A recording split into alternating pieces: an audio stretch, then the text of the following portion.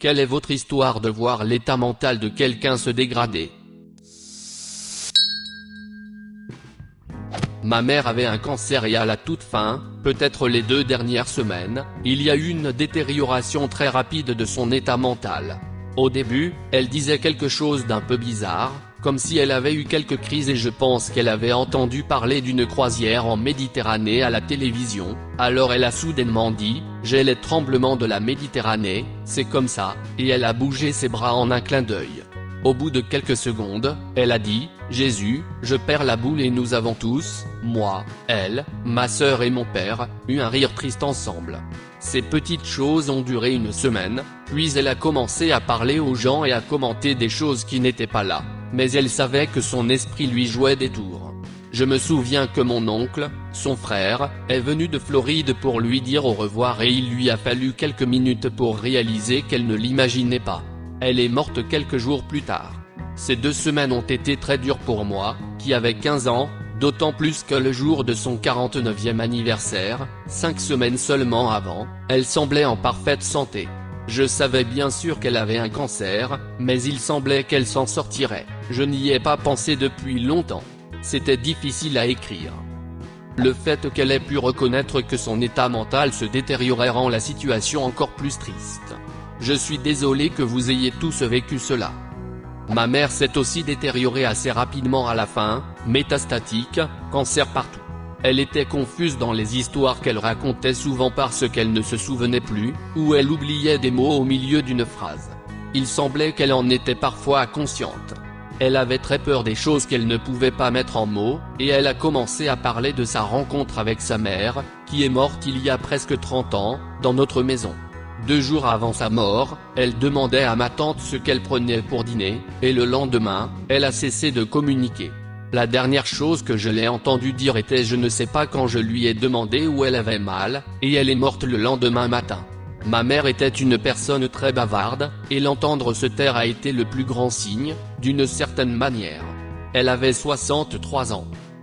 J'ai vu un ami se faire dépasser par son premier épisode bipolaire en 3 semaines environ. Il s'est mis à fumer beaucoup plus d'herbe qu'auparavant. Il était sur Snapchat et les médias sociaux sans arrêt. Il s'est mis à boire beaucoup aussi, et à dormir à peine. Il a détruit sa Jeep et a été arrêté pour conduite en état d'ivresse. Il est allé à son travail et a dit à son patron d'aller se faire foutre, entre autres choses. Il a été viré. Il a commencé à se mettre en colère très facilement. Pendant ce temps, j'ai parlé à sa mère pour lui faire savoir ce qui se passait, mais elle était encore dans le déni. L'alcool et la manie ont continué pendant une autre semaine. Il est allé jouer au golf avec des amis et alors qu'il rentrait chez eux, il a perdu la tête et s'est mis à déchirer ses vêtements et à essayer de sauter de la voiture.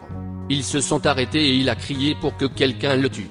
Ils l'ont suffisamment calmé pour qu'il se rende à l'hôpital où il est resté quelques jours.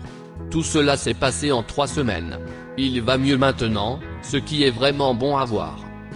Les premiers épisodes sont si effrayants parce que c'est si soudain. Heureusement, j'avais 13 ans à l'époque, mais j'ai enfreint tellement de lois et je me suis mis en danger. Il m'a fallu environ 1 an pour m'arrêter. Je me souviens qu'un de mes meilleurs amis a vécu cela quand nous avions environ 17 ans. Comme c'était sa première fois, nous n'avions aucune idée de ce qui se passait et au début, personne n'a pensé que ce comportement imprudent était le résultat d'une sorte d'épisode maniaque. Il a commencé par devenir agressif avec les gens autour de lui, normalement un type décontracté, et peu après, il a commencé à sécher les cours, à fumer beaucoup, à conduire sa voiture comme un idiot, etc. Nous avons vite découvert qu'il ne dormait plus depuis quelques jours et qu'il était très inquiet. Mais à ce moment-là, il était presque hors de notre contrôle. Il nous appelait tous des dizaines de fois, conduisait de nuit vers des villes situées à des heures de route, et a failli se faire tuer en s'arrêtant devant un semi-remorque. À ce moment-là, nous avons pratiquement forcé l'école à intervenir pour l'aider, car sa mère semblait penser qu'il était dans une phase de rébellion ou peut-être dans la drogue. C'était assez effrayant car tout s'est déroulé en une semaine environ après qu'il n'ait jamais vécu une telle chose auparavant. Au début, il était compréhensible de se dire « Ouah, c'est un gros connard ». Mais il est vite devenu évident que quelque chose n'allait pas chez lui. Je suis bipolaire, je peux comprendre. Mes cycles sont beaucoup plus lents. J'ai généralement une phase maniaque de 3 mois et une phase dépressive de 3 mois. Pour être honnête, les phases manie sont très bien. J'ai un sentiment euphorique d'amour-propre, et beaucoup d'énergie. Mais les phases de dépression sont tellement sombres, tellement de douleurs émotionnelles brutes.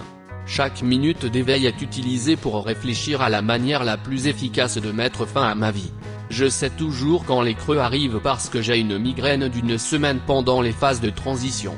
Les cerveaux sont fascinants, n'est-ce pas? En tout cas, je prends de très bons médicaments maintenant, donc ces jours sont passés, j'espère. Mon cousin est schizophrène. Quand j'étais enfant, je me souviens qu'il était tout à fait normal, puis il s'est engagé dans la marine et a apparemment été victime de brimades. Quand il est revenu, il était 100% différent. Il ne faisait que fixer le néant. Il n'a rien dit. Parfois il riait, mais il ne souriait pas en le faisant et c'était si sec et robotisé. Il s'est complètement effondré. A-t-il des médicaments? Oui, il s'en est bien sorti pendant quelques années. J'allais le voir de temps en temps et il semblait vraiment humain. Il avait un vrai rire, des amis, un emploi stable, etc. Puis, il y a environ un an, il a commencé à prendre ses distances, personne n'avait eu de nouvelles de lui et ils sont allés le voir chez lui, sa maison était en ruine, il y avait de la merde et de la pisse partout. Je pense qu'il commence maintenant à remonter la pente. Un type très gentil, une pauvre âme. J'ai aussi un cousin schizophrène. Je me souviens de lui comme de mon cousin préféré quand nous étions enfants. Il avait quelques années de plus que moi et était plutôt cool, alors j'adorais traîner avec lui. À l'adolescence, il a commencé à devenir antisocial et à la vingtaine, il a eu quelques altercations avec la loi à propos de la drogue, notamment en prison.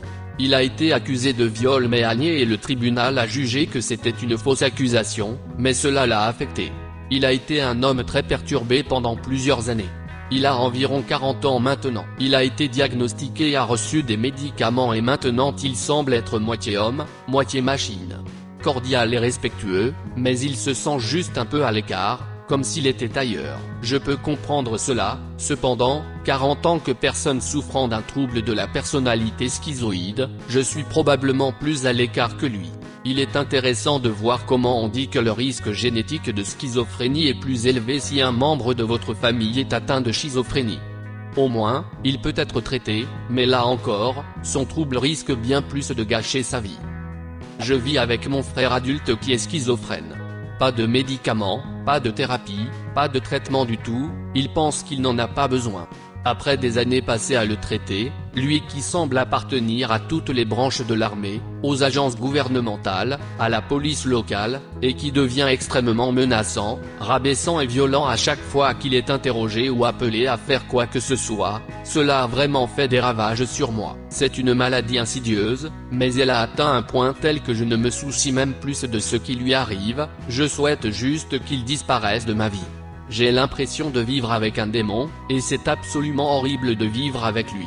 J'ai l'impression que je ne pourrai jamais faire confiance à quelqu'un qui a cette maladie après que j'ai été exposé à sa gravité. Edith, je suis désolé si ma dernière phrase était offensante. Ma mère a une tumeur au cerveau, car j'ai à peine pu me faire mes propres souvenirs. Elle est si profonde dans le cerveau qu'elle ne peut pas être enlevée. J'ai été le témoin direct de la dévastation de ce que des opérations ratées peuvent faire. Bien que la tumeur soit bénigne, elle presse son cerveau et crée un liquide qui affecte d'autres zones. Ce qui provoque de l'épilepsie et d'autres effets secondaires. Elle est maintenant comme un enfant en bas âge, bien qu'elle puisse, parfois, se souvenir de moi, elle ne peut pas du tout prendre soin d'elle-même. Elle s'est dégradée au fil des ans, mais je n'ai pas le souvenir d'une mère en bonne santé et capable. Mes premiers souvenirs concernent des visites à l'hôpital. Edith, c'était juste une réalité avec laquelle j'ai dû grandir. Il y avait d'autres choses qui se passaient dans ma famille, alors je ne me suis jamais attaché à ma mère biologique. Elle est maintenant bien soignée dans une sorte d'institution avec des thérapeutes et des médecins. Grand-mère souffrait d'Alzheimer et de démence, elle a commencé à perdre lentement la mémoire avec le temps, puis un jour elle est tombée et s'est cassé la hanche. Le fait d'être constamment au lit a accéléré ses maladies et en quelques mois, elle était allongée sur le toit, elle parlait à peine et tout ce qu'elle dit est absurde, elle ne reconnaît personne, pas même ses enfants. C'est comme si elle n'était plus là et qu'il ne restait que son corps. Ce qui est triste, c'est qu'elle est comme ça depuis des années, comme morte mais pas vraiment morte, que nous ne pouvons même pas la pleurer, probablement parce que toute la tristesse et les larmes ont été versées alors que son corps gisait encore sur son lit. La mère de mon fiancé est décédée il y a quelques années de la maladie de Creutzfeldt-Jakob, MCJ en abrégé.